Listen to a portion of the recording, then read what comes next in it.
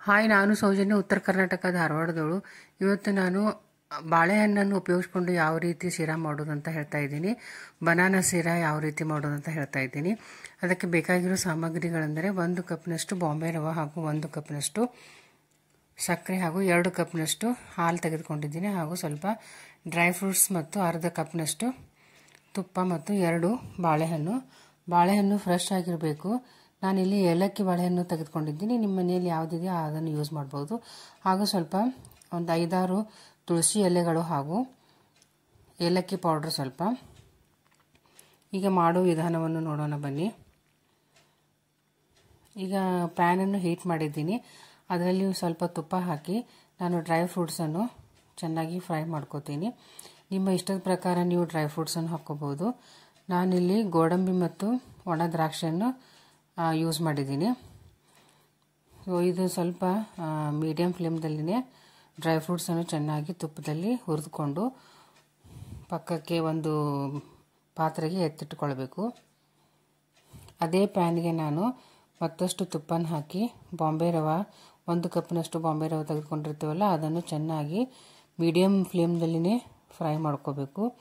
ಇಲ್ಲಿ ತುಂಬ ಒಂದು ಗಮನಿಸಬೇಕಾದ ಒಂದು ವಿಷಯವೆಂದರೆ ಶಿರಾ ತುಂಬ ಸಾಫ್ಟಾಗಿಯೂ ಹಾಗೂ ರುಚಿಕರವಾಗಿಯೂ ಬರಬೇಕಾದ್ರೆ ನಾವು ಹುರಿಯುವ ಮೆಥಡ್ ತುಂಬ ಇಂಪಾರ್ಟೆಂಟ್ ಕೊಡಬೇಕಿಲ್ಲಿ. ಅಂದರೆ ಮೀಡಿಯಮ್ ಫ್ಲೇಮ್ದಲ್ಲಿ ಹುರಿಬೇಕು. ಜೋರು ಉರಿ ಇಟ್ಟು ಹುರಿದ್ರೆ ಅಷ್ಟು ಸರಿ ಬರೋದಿಲ್ಲ ಶಿರಾ. ಸೊ ಸ್ವಲ್ಪ ಇದು ಸಮಯ ತೆಗೆದುಕೊಳ್ತದೆ. ಈಗ ನೋಡಿ, ಚೆನ್ನಾಗಿ ನಾನು ಮೀಡಿಯಮ್ ಫ್ಲೇಮ್ದಲ್ಲಿ ಸ್ವಲ್ಪ ತುಪ್ಪ ಹಾಕ್ತಾ ಚೆನ್ನಾಗಿ ಹುರಿದಿದ್ದೀನಿ. ಹಾಗೂ 2 ಕಪ್ನಷ್ಟು ಹಾಲು ತೆಗೆದುಕೊಂಡಿದ್ದೀವಲ್ಲ ಅದನ್ನು ನಾನು ಚೆನ್ನಾಗಿ ಕಾಯಲಿಟ್ಟಿದ್ದೀನಿ ಇನ್ನೊಂದು ಒಲೆ ಮೇಲೆ. ಆ ಹಾಲು ಚೆನ್ನಾಗಿ ಕುದಿಬೇಕು. ಈಗ ಮೀಡಿಯಮ್ ಫ್ಲೇಮ್ದಲ್ಲಿ ನಾನು ರವೆಯನ್ನು ಚೆನ್ನಾಗಿ ಹುರಿದುಕೊಂಡಿದ್ದೀನಿ, ಹಾಗೂ ಬಾಯ್ಲ್ ಆಗ್ತಿರುವ ಹಾಲನ್ನು ನಾನು ಹುರಿದ